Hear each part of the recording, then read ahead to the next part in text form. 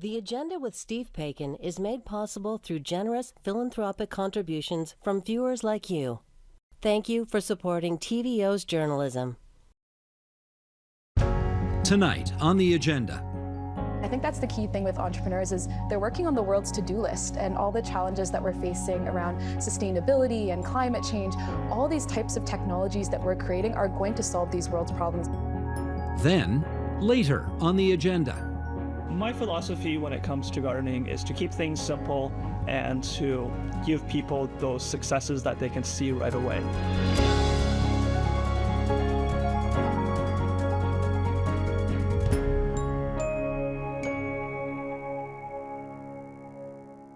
Recent data suggests entrepreneurship is in decline across Canada. Are people choosing to move away from a self-employed lifestyle? And what are the consequences of lower levels of small business ownership across Ontario? Let's discuss that with Jeff Cool. He's Executive Director of the Northwestern Ontario Innovation Centre. Nancy Wilson, founder and CEO of the Canadian Women's Chamber of Commerce. Nadia Ladek, Program Marketing Officer at Startup Canada and co-founder of Marlowe, a menstrual product company. And Joel Blitt, Associate Professor at the University of Waterloo and a Senior Fellow at CIGI, the Centre for International Governance Innovation. And it's good of all of you to join us here at TVO tonight. Can I give extra props to him? You came all the way from Thunder Bay for this. Well, it was my pleasure. Well, thank you very much for coming, Jeff. Sheldon, let's start with this. Let's start with this graphic off the top. Last October, the Business Development Bank of Canada released a study that said, among other things, that Canada has 100,000 fewer entrepreneurs today than 20 years ago. And if you do the stats, only 1.3 of 1,000 Canadians started a business in the year 2022. That's down from 3 in 1,000 Canadians in the year 2000. And a third of new businesses close in the first 5 years. Okay, some disquieting numbers there. Jeff, what's your big takeaway from this BDC study? Well, I'm happy that there are some numbers to kind of back up what we've been feeling anecdotally, especially in Northwestern Ontario. Like, I'm based out of Thunder Bay, and we see that just based off of the number of entrepreneurs coming through our doors. And those numbers are a great starting point because it's a complex issue, right? There's a lot of nuance, especially for serving all these different communities. So I'm excited to get into it today. We are going to pick it apart over the next half hour. Nancy, how did you react? So the BDC study and the stats that they give are only telling half the story. Their stats are based on a narrow definition of entrepreneurship, which is self-employed people with paid employees, so employers only. If you look at self-employed people without paid employees or solopreneurs, that number actually increases over the same period. So it's really a question of how are we getting folks from startup to further down the line in their business development. Okay, Joel, allowing for that distinction, is this still something we ought to be concerned about? Yeah, I think we should definitely be concerned. I think that is a good distinction. There's many other distinctions that we could make as well. How many of these are tech startups? How many have IP? So there's lots of different measures that we could look at, but I do think it's an interesting set of data. Certainly, we're interested in entrepreneurial ventures that hire people, and so I think it is useful for sure. How about in your world? How does this study appear to you? Yeah, I think it's definitely a big issue. We need to be encouraging more and more people to go into entrepreneurship, but I think it's also supporting the entrepreneurs that we already have. So, for me personally, in my experience, I am an entrepreneur. One of the biggest challenges is the lack of access to funding, and especially at that earliest stage when you don't have a lot of traction, you don't have a lot of proof of concept, you can't qualify for a lot of the funding from traditional banks, from venture capital firms, and so being able to support people at their earliest stages of the journey, because one of those stats was that 1/3 of the businesses will fail in the first 5 years because they don't have the access to those resources and support to go to that growth stage, to your point. Jeff, just play it out for us. If a country, generally speaking, is becoming less entrepreneurial, play that out down the road. What does that look like 10, 20 years from now? Well, if you think of the numbers in our economy right now, 98% of our businesses are considered small businesses, right? That's under 100 employees.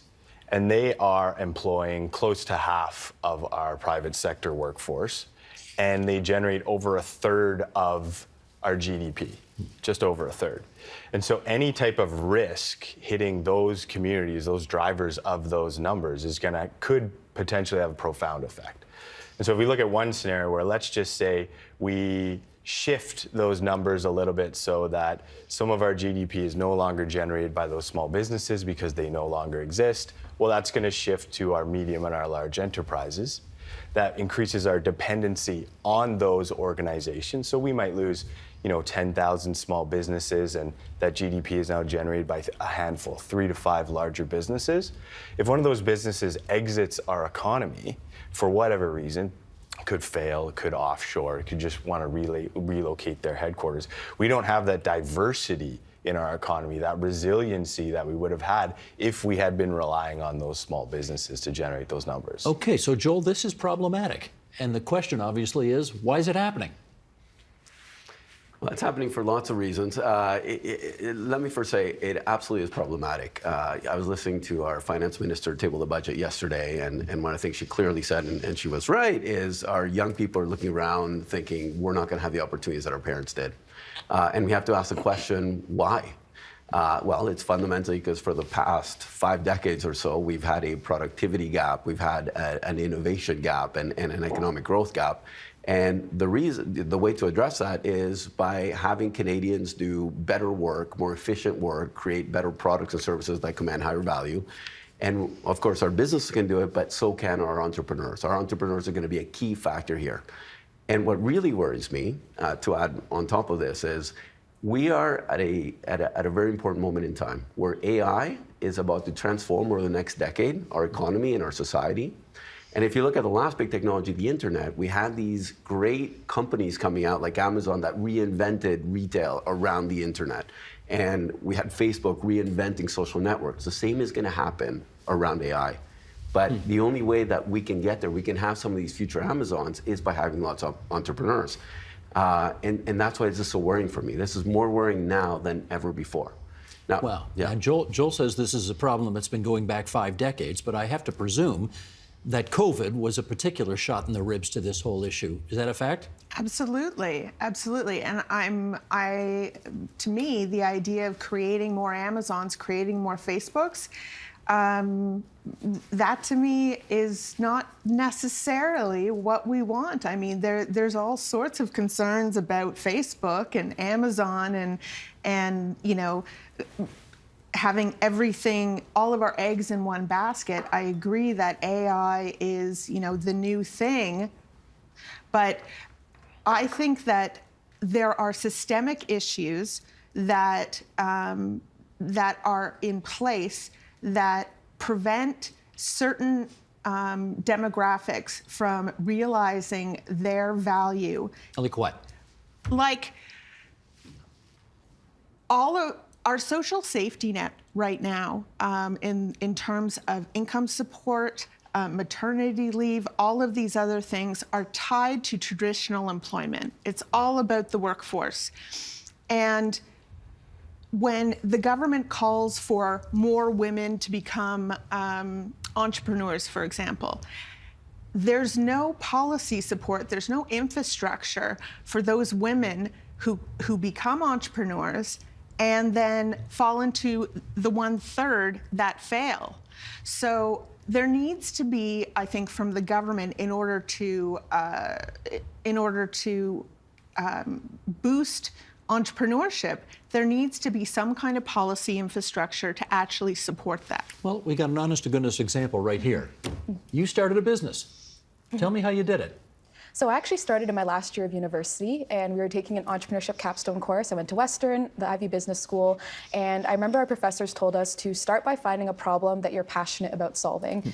And I think that's the key thing with entrepreneurs is they're working on the world's to-do list, and all the challenges that we're facing around sustainability and climate change, all these types of technologies that we're creating are going to solve these world's problems. And so I think in addition to the economic growth and some of the other points we're talking about, it's also being able to solve these problems that we're facing and actually bring some of these technologies to market. So you are living the life of an entrepreneur right now. Yes. How old are you, can I ask? 25. You're 25. Yes. You're a small business person. You're an entrepreneur. You do not have the security of, say, somebody who works for the province of Ontario in an office job down at Queen's Park. Yes. Right? Yes. So what's your life like? It's definitely hard, a lot of challenges. A lot of people say that you face the highest highs and the lowest lows, sometimes within the same day. You're trying to, you do things like this where you're talking about your business, but you're also trying to manage your employees, manage your inventory, manage your cash flow. So a lot of entrepreneurs, about 73%, according to the BDC study, struggle with their mental health, struggle with these types of challenges where they're trying to navigate through the ups and downs of entrepreneurship. So it's definitely hard, but you know that you're making an impact, and especially in my space where I'm working on menstrual health, something that impacts 50% of the population, I'm actually waking up every day and solving these problems and making an impact for a lot of different people. Where'd you go to high school? I went to Lawrence Park. In Toronto? In Toronto. Did you at any point while you were a high school student think to yourself, of course I am going to be an entrepreneur? Definitely not. It's not something that's taught enough in high schools, and I came from an immigrant household where entrepreneurship was not normalized as a potential career path. All my parents wanted was for me to get that stable corporate job, and I got it. And I came home one day and said, yep, I'm going to quit that job to work on this tampon business that has no funding yet, nothing available. But I think it is important to teach more students that this can be a career path. It's not just about encouraging more students to be entrepreneurs, but encouraging them to embrace the skills that you get as an entrepreneur, embracing this growth mindset where it's okay to fail, where it's okay to take these as learning opportunities, where you can learn about so many different types of areas of business like marketing, finance, operations, encouraging them to have resiliency, and whether or not they become an entrepreneur, they take these creative problem-solving skills into the organizations that they work for, and they think differently and they try to solve problems. So not just encouraging more people to become entrepreneurs, but embracing the skill sets that you gain. Nadia, you know your big problem? Lack of energy. You are just not really energetic enough in the way you approach the world. No, I'm kidding. All right. You just heard her talk about high school. Now, you're in the post-secondary sphere, where by that time people already have a sense about what they want to be. But what about her point about high school? Do we put enough focus there on letting people know that entrepreneurship is an option for them going forward? I think definitely not. But, and Nadia's story is super inspiring. I was smiling and happy the whole time. That's what we need. We need a lot more Nadias in this country. And I think we do need to start in high school. We need to start putting that thought in people's heads right from the very beginning, that this is a possibility, this is what it could look like, these are the opportunities around it. I know you're asking about high school. I can tell you a lot more about university level. Sure. So at Waterloo, our approach really is that it's sort of a pyramid. And so if we want to get as many entrepreneurs coming out of Waterloo as possible, then we need to reach out to as many students as possible. So we're reaching out to more than 1,000 students every year, involving them in some degree, trying to get them interested, just thinking about the idea of entrepreneurship. And so step one is, how do we pick those people that might be interested? Those that are interested then go to the next step of the pyramid, and we get them thinking about, okay, what are the big, as Nadia was mentioning, what are the big problems in the world? And how do you try and solve some of those? But just think about problems and get them engaged with problems. And then you can think, okay, well, how do I create a startup to solve those problems? How do we support them through it? How do we give them the business acumen? How do we give them the mentorship? And then you can start thinking about funding, creating ventures, et cetera. Some of these numbers that you were mentioning earlier, we have a decrease in entrepreneurship overall. I can tell you at Waterloo, it's alive and well. We've doubled from 2022 to 23. We more than doubled the number of student entrepreneur teams. I think we now have something like 500. I could have that number wrong, but over 500. And it's quintupled since the pandemic. Okay, here's the thing though. You talked about a pyramid, which of course has a big base at the bottom, but ultimately there's a lot of failure on the way to the point where by the time you get to the top, it's a very small number. Don't you really want to create a square as opposed to a pyramid? Ideally, I think it's very hard to create that square. I think part of entrepreneurship is there's going to be lots of failures. A lot of people are going to be pulling out, and that's why you have to make that base as wide as possible. Okay, so tell us, Jeff, what do you need to know as a young entrepreneur in order to have success later in life? Oh, that's a great question. I think, as Joel was mentioning, one of the big lessons is that failure is not a bad thing. It's quitting that is the bad thing. So you're going to learn the most from your failures or the things that don't go well or as well as you thought they would be when you were looking through with rose-colored glasses and thinking that we were going to change the world on day one. So that would be my number one lesson to people when they come in our doors is, even if idea one doesn't work, being an entrepreneur it's a mindset. It's kind of a lifestyle. Yeah, I've heard if you're not failing, you're not trying hard enough. Absolutely, absolutely. So when you fail, try to find out, okay, what did I learn from this? How can I pivot? What do I need to tweak? So that way the next business I look to get started in, I have a much higher likelihood of success. Let me circle back to something you said a moment ago, Nancy, which it sounded like you were saying women have unique problems, distinctive from everybody else in the marketplace in terms of trying to make this a life that works. Absolutely. Build on that if you would. How do you mean? So 80% of women identified entrepreneurs fall into the category of self-employed without employees. And a big reason for that is the issue of access to capital. There are major problems with accessing financing from lenders, from the VC and angel market in order to grow their business. Chronically undercapitalized. I'm sure you can speak to that. We're talking about 2 to 4% of the entire VC investment dollars go to women. 2 to 4%. 2 to 4%. So it's not getting there. It's dramatic. But let me just jump in on that. Is the marketplace sexist, or what's the story there? So there's a bunch of things happening. There are certainly there's systemic sexism and racism that is built into policy, that's built into that can be improved. I have certainly lots of ideas about that. That's my job, to interact with government, advocate on behalf of our members. However, there's also a lot of other things. There's gender norms that impact how people evaluate entrepreneurs. And there's research about unconscious bias. So a piece of research, for example, where venture capitalists, male and female venture capitalists, tend to ask women and men founders different types of questions. And that is shown to impact the likelihood of actually giving them funding and how much funding they get. Okay, I don't want to take anything away from you, from that argument that you're making. However, my hunch is he's going to make the same kind of argument in saying that it's easier to be a woman in Toronto trying to make a life for yourself in this area. Try doing it in Thunder Bay, or try doing it in Moosonee. No doubt. Am I onto something here? Is it even harder in rural and northern Ontario? Sure. Being located in a remote area or a smaller city outside of southern Ontario presents its own unique challenges, for sure. One of the things that people may not consider is, any type of programming or supports that the various levels of government might offer.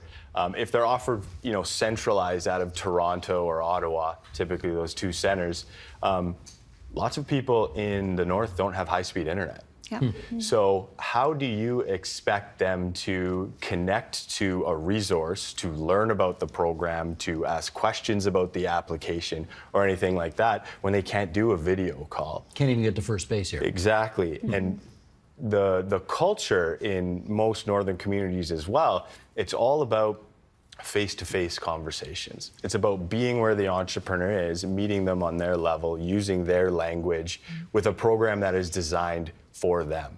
And that's sort of universal as you're accessing different communities. I don't think I'm saying anything too shocking, but as in the context of the North, they want to meet with someone who lives in the North, who understands the way things sort of operate in the North, the scale of the businesses in the North, that uses language from the North. A great example is, you'll hear people talk about founder success or venture success.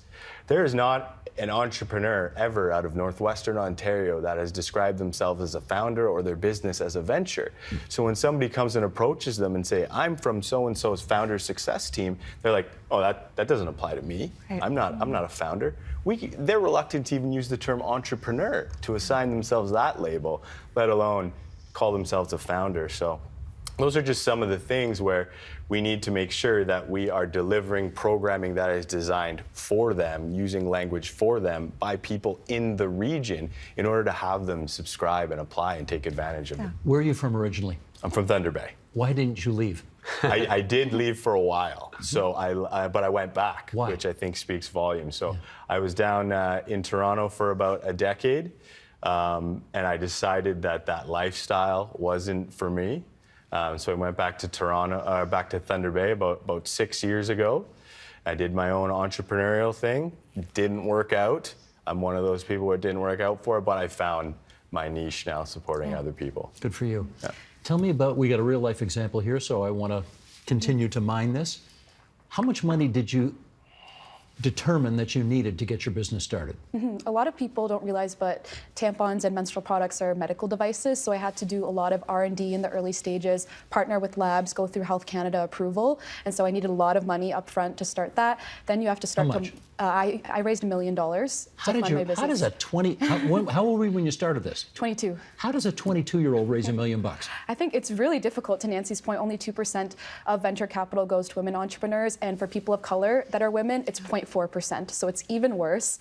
I found Canada has been very risk adverse when it comes to raising capital. It is very, very hard as an early stage entrepreneur to raise from Canada. So I actually went to the US and raised a lot of investment from US investors who are more willing to take these risks to fund ventures at the earliest stage without that traction, without that revenue. But how does a 22-year-old from Toronto know where to go or who to talk to in the US to even get started? There's a lot of support networks. So, places like the Women's Chamber of Commerce, Startup Canada, there's a lot of accelerator programs. So our university definitely helped, but League of Innovators, Next 36, all these accelerator and support networks are really, really key because they taught us how to pitch your business. They connected us to mentors, connected us to different funders, and there's a lot of pitch competitions, demo days where you can kind of get exposure for your business. So that was kind of our entry point into the whole ecosystem. And now we've got connected to a lot of different players in the entrepreneurial ecosystem in Canada and the US. I hear there be dragons in your past as well. Yes, there has. Is that true? That is. I did go on Dragon's Den as well. And? We got a deal with Arlene Dickinson, which was exciting. And I think it's not even just the deal, but the exposure you get from going on the show and connecting with other people and more people learning about it. Because it's hard as a small business to compete with some of the big competitors, especially in our space. We're going up against large CPG companies. And so being able to have supports like that, the support of the network and the ecosystem, that really helps to propel these businesses forward. How fast did you blow through that $1 million? We still have it, so we're still using it. And we good. are raising a second round of funding as well. So being able to, as you grow, it becomes easier and easier to raise money. But definitely that earliest stage where we barely had a product, barely had any proof of concept, that was the most difficult time to get money. That's a hell of a story. I agree. I want to hear more about the story. Yeah. But this sounds, well, it sounds too unique, if you know what I mean, right? We need more of this happening, right? How do we make sure more of this happens? Well, again, I think it's the idea of letting 1,000 flowers bloom. You want to encourage as much of it as possible. It's a pyramid thing I was talking about. But let me go to a point that Nadia mentioned, that it's really hard to get that early stage investment. Another thing we're doing at Waterloo, and I don't want to sound like a mouthpiece for Waterloo. I'm a professor. I have my independent opinions as well. But sounding a bit like that, Joel. But anyway, keep going. I know. Yeah. But just being in that ecosystem, it's hard to sort of separate. But Waterloo is creating its own fund, right? So the university has realized, and Velocity and others, that it is a gap. And many ventures are starting to grow, and they don't have access to as much funding as they would like. How much will be in the fund? I don't know the exact number. See, I'm not a mouthpiece. But it's pretty significant. I think that the university endowment is investing in it, and there's going to be lots of external investors, so it's going to be pretty significant. Government obviously has a role to play with this. Nancy mentioned that as well. Governments do bring forward programs. They are trying to do various things. Are they doing enough? I mean, they can always do more. Look, again, I'll go back to what I was saying. I think we're at a specific moment in time where, with AI, everything is about to change. I think the entrepreneurs are going to be driving the reinvention of so many industries, and so we need to double down. And so, we just saw the $2.4 billion investment in the AI package. I think what's missing there is a lot more investment in bringing up literacy around AI and investing in entrepreneurship and technology adoption, that sort of thing. So can we do more? Absolutely, especially at this point in time. Did you get government grants in your startups? We did get government grants as well, but I think a big thing is also just lack of awareness. So there are resources, of course, there could be more, but a lot of entrepreneurs don't know how to navigate through the government funding. So I'm also the program marketing officer at Startup Canada, and one of our programs we have is Startup Government, where we bring in entrepreneurs and we host roundtables with government officials so that they can walk through the types of funding that are available. We try to give a voice voice to entrepreneurs, to government. So I think also just having more programs like that where we can interact with government leaders, suggest policies, where the people in the trenches who are going through these experiences and being able to share what's actually happening on the ground. I think more programs like that will be really beneficial as well. There's another one called Startup Visa. You involved with that? So some of my colleagues are involved in it. The What is Northwestern Ontario Innovation Centre is not involved directly in it. But the Startup Visa program is there in theory, I will say. It's in there to attract entrepreneurs that are willing and able to create businesses that can compete on a global scale. And I use that term global scale, that's taken directly from the IRCC's website, who administer the program. Unfortunately, that program's lead time right now for approval is 37 months. So it's just over 3 years.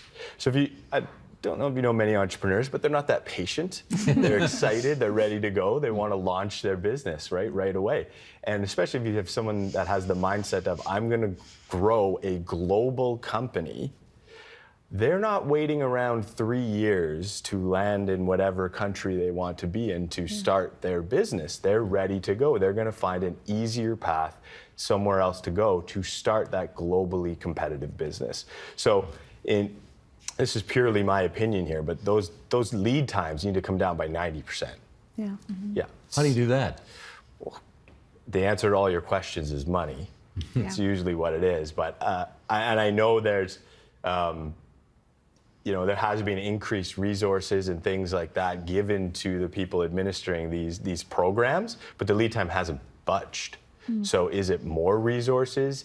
Is it too much red tape or bureaucracy in the approval process between the different organizations that are administering it versus the IRCC that is actually doing the final approval? Maybe there's opportunities in there. It's not, like I said, we're not deeply involved in that program, so I can't tell you too much on the ins and outs there.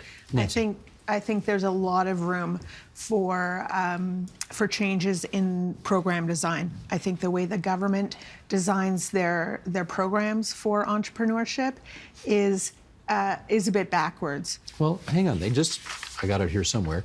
They did have a program directed specifically, Women Entrepreneurship Strategy from 2018 to 2025. Correct. Okay, so that sounds like something that you would find favor with. Sounds great. But?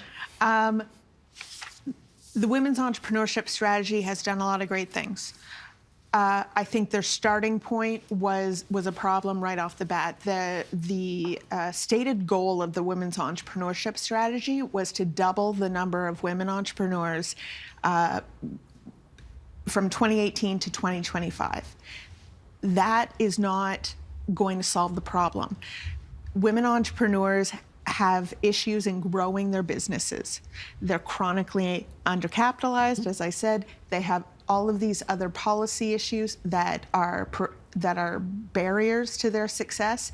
So doubling the number of them is really just creating more struggling businesses trying to get access to the same capital. Okay, but I've heard women in the past say things like, how am I supposed to go out and do all the things I need to do in order to grow my business and be entrepreneurial when, for example, childcare is still an issue in my life? Absolutely. Okay, but we've theoretically got $10 a day childcare for much of the country now, do we not? Theoretically? Absolutely. Theoretically, we do, yes. Absolutely. I'm not trying to race against other challenges and barriers and say women are the most hard done by. I'm trying to say that there are challenges and barriers that are unique to women-identified entrepreneurs, rural and northern entrepreneurs, racialized, Black, Indigenous entrepreneurs, and those unique challenges need to be addressed. Systemic challenges and barriers needs systemic solutions in order for them to be overcome. Okay, can I tell you a little joke here? Yeah. This is a dad joke, forgive me, but when I was growing up, I think I'm older than everybody at this table here. When I was growing up, this is a while ago, there used to be a joke that, how do you start a small business in Canada? You start a large one and you wait a little while. Right, yeah. Now, so... You laughed. Like that was a genuine laugh. I'm a dad too. Okay. So, Jeff, take this on. Why should people think about starting their own business when basically we've heard around this table tonight that it's really hard and there's going to be a lot of failure, and at the end of the day, it may all be for naught. Well, when you frame it up that way, it doesn't sound that rosy. But honestly, it goes back to what I was saying earlier about being an entrepreneur is a mindset and a lifestyle. There are people that are just driven to do that.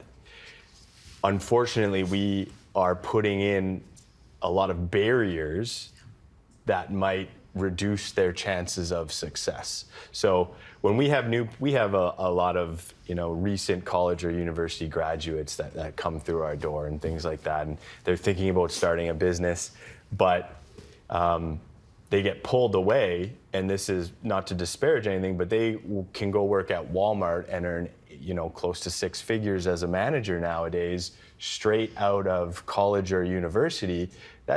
It's an pretty darn enticing, given just the strong labor market that we have right now with lower unemployment. So sometimes making that argument is really difficult, but I think that if you have somebody there, like in your startup supports and things like that, that they help them navigate that pathway that they can take to be successful, and to show them how, yeah, that's great, you can go and make 6 figures right now, but you have an opportunity to build something special, and here's the pathway that you can take to do that. If we have that sort of enablement for some of our younger entrepreneurs, I think that's a real pathway to success. Do you remember the kids you went to high school with? Wasn't Yes. that long ago? Yes. How many would you say went into entrepreneurship or starting their own business versus just trying to get a job? I think I'm pretty much the only one. You're the one. Yeah. Are you making money yet?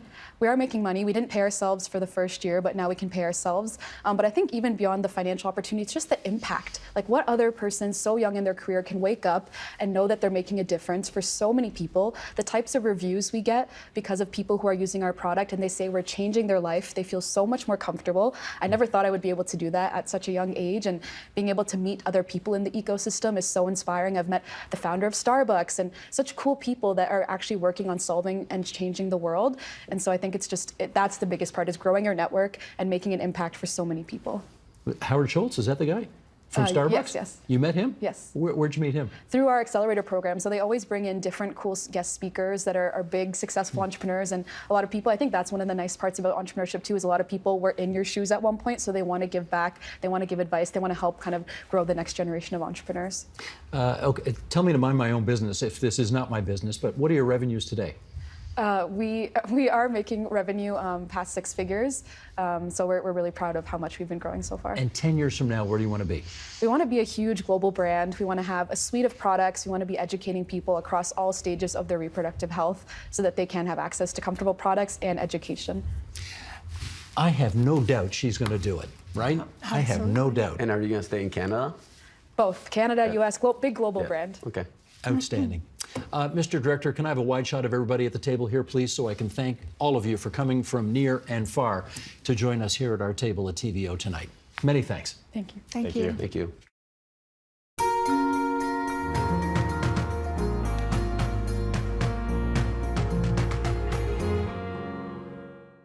Just north of Toronto lies the remains of a great shipping canal that was never completed. Contributor Warren Schlote brings us this story from the ruins of the Newmarket Ghost Canal. This may have been the most controversial waterway in all of Canada in the early 20th century. This is the Holland River in Holland Landing, Ontario. Our story begins with a political scheme, a way to bring jobs and boost trade in the area. But in the end, it would be politics that would sink this very project. Welcome to Newmarket's Ghost Canal. These concrete walls would have been the first lock on the Holland River Division.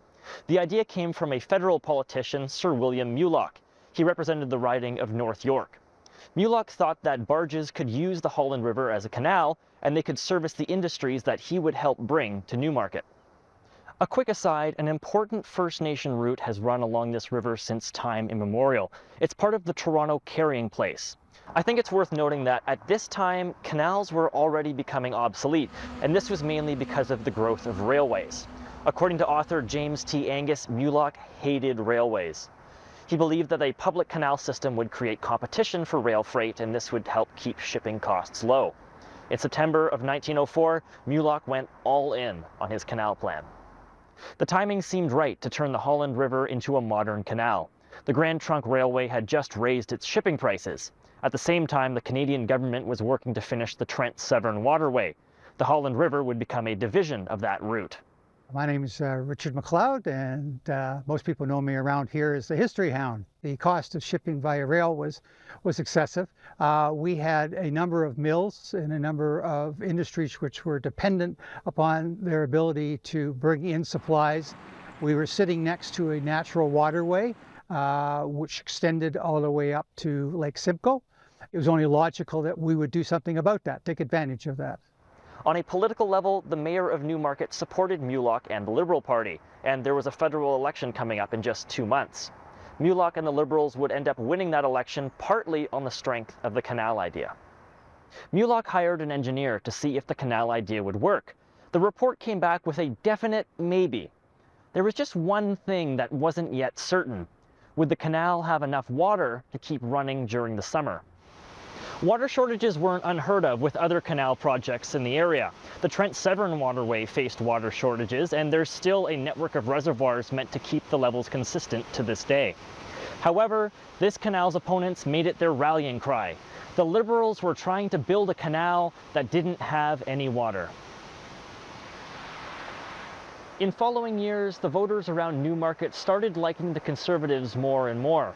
Mulock knew that building the canal could help the Liberals hold on to their North York seat. Mulock had recently stepped down as MP, but he stayed fairly active behind the scenes. Soon, Mulock and his replacement, Alan Aylesworth, got the canal started, but politics would come back against the project. Remember how Mulock hated railways? Well, it seems he was fairly open about that dislike. He would sometimes go as far as interfering with the Department of Railways and Canals.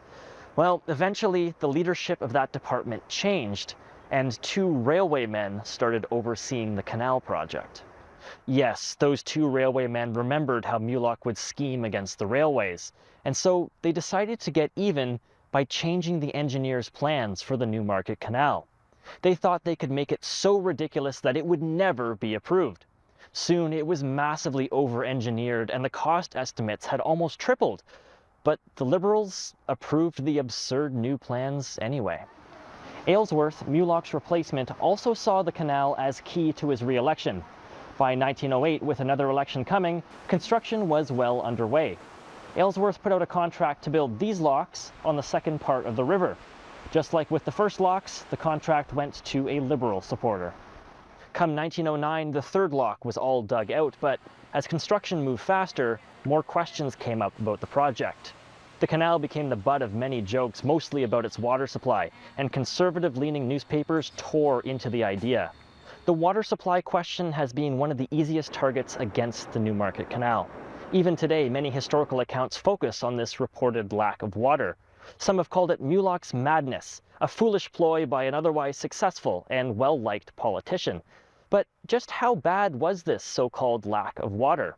Author Ethel Truhella wrote that engineers had studied the Holland River previously, and decades earlier, they had endorsed the idea of a canal. Now, MacLeod is challenging those popular tellings of this story. Sir William Mulock was a god in Canada, and the Conservatives decided that what they needed to do is they needed to attack the project and sort of undermine all this popularity that he had gained. One of the myths was that there was not enough water. The Conservative government went to the public and said, well, there are no rivers that are feeding it. The engineers responded by saying, but it's on a approximately 20-mile long string of artesian wells, and that is not a problem. Once they decommissioned it, the canal repeatedly filled itself back up through the artesian wells, back up to its 12 feet. Hence, you know, we're standing in an area that used to be 12 feet deep and used to be filled with water, and the town found it necessary to fill it in. And in fact, you know, where I'm standing, there's still water underneath it. There's a concrete base that is sitting on top of the water. So there may have been enough water, but did the project still make sense? The canal heyday was over, and even the Trent-Severn waterway would never carry the traffic it was meant to handle. By 1909, project costs were ballooning, but at the end of the year, the crews had finished a lot of work. Where I'm standing was once the middle of a large turning basin, a place for the barges to turn around and then head back to Lake Simcoe. All of the concrete walls for this basin were completed. By the next September, the locks 2 and 3 were practically finished, and lock 1 wasn't far behind. But politics still remained a factor. Opposition for the canal continued to grow. Mulock and his supporters had started hiding the cost of the Newmarket Canal within the Trent-Severn waterway expenses. When the opposition politicians found out, they were livid. They asked the Railways and Canals Minister how much traffic the canal would carry. He couldn't give an estimate. Aylesworth said the engineer's report showed the canal would work, but just the same, he protected himself, saying the reports were from before his time. In the middle of this political battle, there was a casualty, the original engineer. Politicians had ruined his reputation through this project, despite the fact that they were the ones who had changed his plans and led to some of the cost overruns. He took the fall for a lot of the issues with the canal, and later on would lose an engineering job in the government to someone far less qualified. The engineer had had enough. He wrote a tell-all letter explaining how politicians had pushed him for cost estimates before he had enough data, how railway and canal department workers had changed his original plans, how he would never let politics get in the way of his professional integrity, and so on. But what effect did that letter have? Well, not much. Shortly thereafter, there was an election. The Laurier Liberals lost to the Borden Conservatives, and one of the first orders of business was to scrap the Newmarket Canal. At that time, it was about 85% complete, but it had too much political baggage to ever open for business. All the evidence points to the fact that the Conservatives, even if this had been a wonderful project that they fully believed in, they would have cancelled it. And in fact, Borden stood to speak in Parliament. He said, "I don't care how viable it is, no project of Sir William Mulock will proceed under my leadership." As for the engineer, he got a small apology from one of the politicians who had wrongly attacked his engineering skills, but that was it. There would never be an inquiry into what had happened at the Newmarket Canal. 5 years ago, I was contacted by the University of Toronto, and they said that they had a group of 15 graduate students that wanted to examine whether this project was doable. The report indicated that not only was it feasible, but it probably was much preferable to the Trent Canal, that it was a no-brainer. What can we learn from this story? Politics getting in the way of projects is definitely something that we still see today. In fact, even popular projects can fail if they get seen as politically motivated. As I walk along these concrete walls, I think about pride. Supporters pushed hard for this project despite the fact that canals had already become obsolete. And the Borden government scrapped a nearly finished transportation system, at least partly because it didn't like the person who started it. Aylesworth said that these structures would last a long time, standing as perpetual monuments to government folly. Well, Aylesworth was right. They stand today as part of Canada's living history.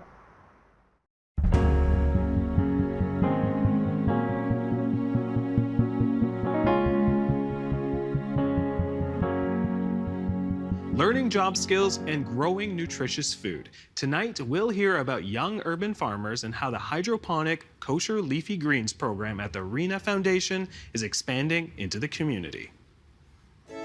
You're not a real gardener until you've killed lots of plants. If we can treat it as a learning experience, approach it with a bit of curiosity. Okay, why did this happen? It's not just plants, it's about employment. It's about well-being. It's about skills development. Hi, my name is Chris, and I am the general manager of Young Urban Farmers. We started off exclusively building raised beds in people's backyards. It has since grown and expanded into container gardens and in-ground gardens for schools and businesses. Hello, my name is Fred Weingust. I am a project specialist here at Reena. Reena is an organization that provides housing, support, and services to individuals with various abilities. So in 2020, we had locked down a number of our group homes, which meant nobody could go out to shop. So why don't we start thinking about growing at our own locations? and starting to grow food. I said, Chris, you got to help me out here. We're going to do something really interesting. Chris helped us get our first one up and running in under a month. The following year, we brought everything together at our mega farm, and we moved from a small experience to a much larger growing experience by bringing the two together. My philosophy when it comes to gardening is to keep things simple and to give people those successes that they can see right away. The Kaja is a sub-irrigated container. There's a false bottom built into the container that separates the 10-liter water reservoir from the approximately 60-liter soil capacity. The reservoir allows the plants to go up to a week between watering, and it allows the plants to grow really big, really healthy. When it comes to watering, you simply fill the reservoir through the tube, and once water comes out the overflow hole, that's your cue to stop. Having a visual cue for people who have different abilities was a perfect way of saying, you'll never overwater. They were always worried about doing too much, and it was perfect. It really showed them that they can't ruin it. And when they started to see the plants growing and being successful, the confidence level went up. Going into this year, we have over 850 of these containers deployed within Reena, and another 400 containers deployed out into our neighborhood partners. So the only really tough thing we had to teach people was staking. And that is, when your tomato plants grow tall or your cucumbers grow tall, then you have to deal with that to give them space to grow vertically. Otherwise, they can become entangled with each other, and you're playing a lot of hide and go seek to try and find the missing cucumber. One of my favorite parts is seeing the joy and the happiness that comes from growing, harvesting, and eating something that you hands-on had involvement in right from day one. For many people, it comes from planting the seeds to pulling out the radish or picking the peas or picking the tomatoes and eating it fresh from the garden and still warm in the sun. If you are of the Jewish faith, you have been commanded by God to maintain certain rules of what's called kashrut, of being kosher. A tomato is a tomato, a cucumber is a cucumber. But a kosher leafy green, that's unique. I brought Chris over when we brought the head chef of Meals on Wheels to one of our locations where we were growing leafy greens. And you remember, that was our first harvest. We were cutting, we said, okay, now we're going to take them back to Bernard Patel. And the second that the leafy greens arrived at the door, the kosher supervisor said, stop, it's not coming in. What do you mean it's not coming in? We just grew this is great. He says, no, we have an edict that says, I'm sorry, we cannot accept leafy greens that were grown organically. I said, why? And he says, because we have an issue with bugs. And if you're growing outdoor and you're in dirt, we have to go through this whole examination process. And it seems that it's even worse when we're dealing with organic. So we couldn't sell them what we had grown. You could still eat it, but it just means it doesn't carry a rabbinical seal. So we looked at that and said, this isn't a problem, this is a challenge. We started exactly a year ago. The container itself landed on March 16 of 2023. We did custom construction in Winnipeg for it. And as part of that, we also worked with the Reena Foundation to make sure that the container itself was wheelchair accessible, because some of our individuals, whether they use walkers or wheelchairs, we wanted to make sure that we weren't excluding anybody from participation. And now what we grow in our container, after it goes through and is tested by the rabbis to make sure that they are bug-free, can now be put into the community, either sold at Sobeys or going directly to restaurants.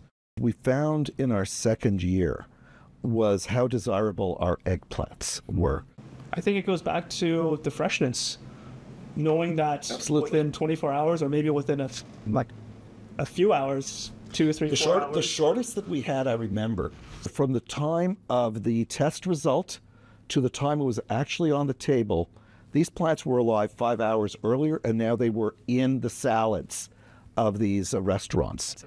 We partnered with somebody who was already in the market for 6 years on kosher leafy greens and said, we can help you expand.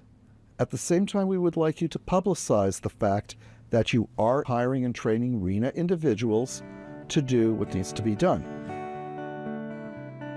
There are many different approaches, the backyard or front yards, a rooftop, a patio, a deck. My approach is really to start with the end in mind. What is the goal? Is it to grow as much in a small amount of space?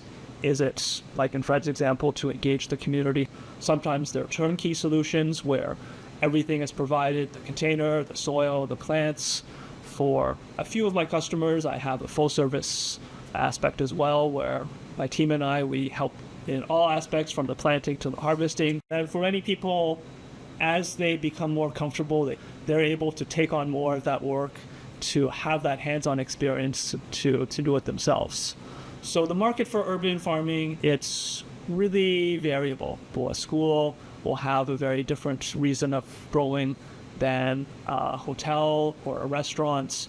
There's this whole idea also of different world crops and ethnic crops that might not be readily available at their local supermarkets.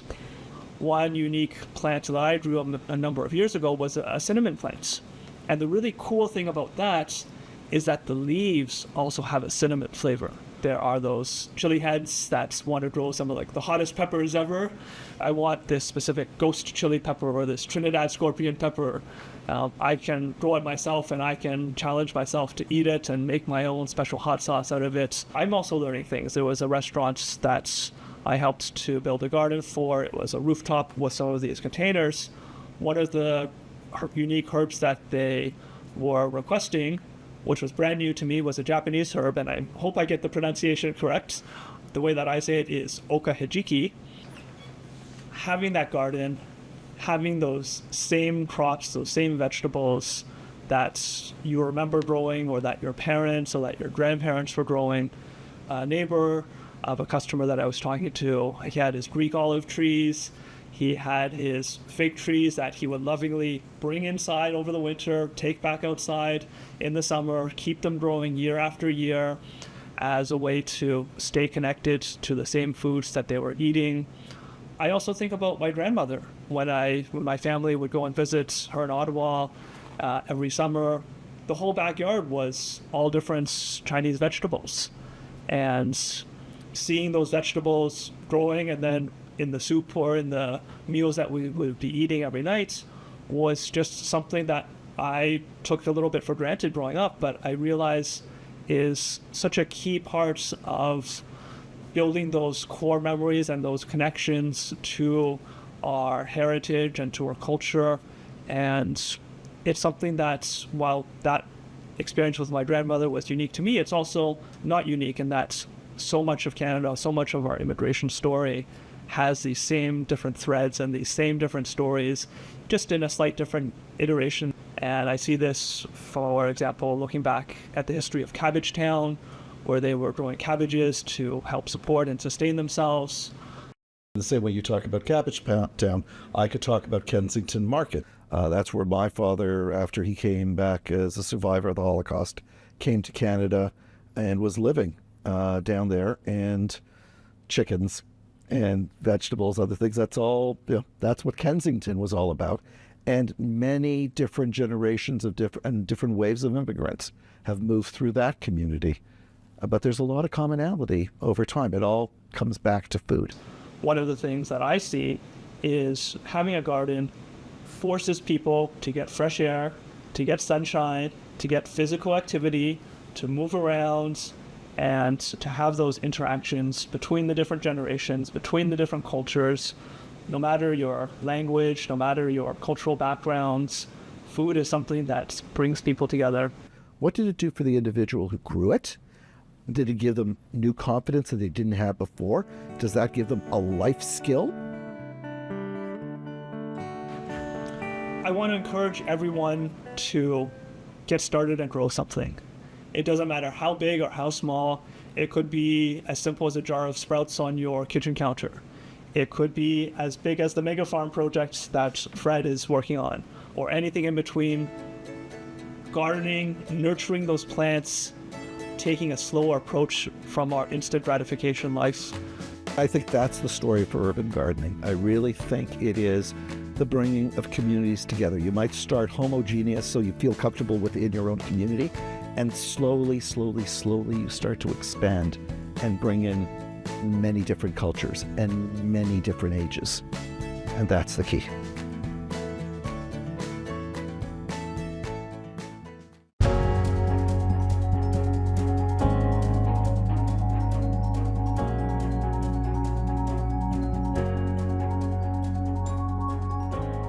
Hello, my name's Wyatt. I'm in 2nd grade. And my question is, if the plants come from seeds, where do the seeds come from? Hello, Wyatt. I'm Professor Peter Coatland from the University of Toronto, Mississauga. I study plant ecology, and I'll tell you your answer. Seeds come from plants, and plants come from seeds. So what happens is, on a plant, you've got flowers, like on this pepper plant. They produce pollen, which is this dust that contains DNA. That gets moved by a bee or by wind to another plant, to another flower. It fertilizes the flower, and the flower develops into a fruit like this pepper. If I crack this open, there are the seeds inside. When these seeds germinate, they can sprout in the ground, and they'll eventually turn into another pepper plant. So plants have flowers to make seeds, and when the seeds grow up, they turn into flowers.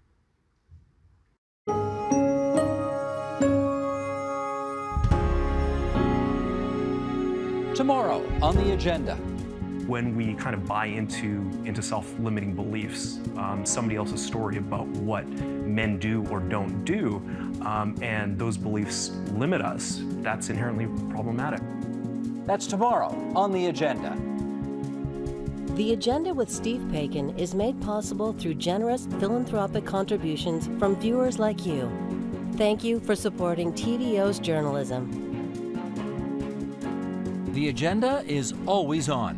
To catch up on conversations from this week or any week, visit our website, tvo.org/theagenda, or our YouTube page at youtube.com/theagenda.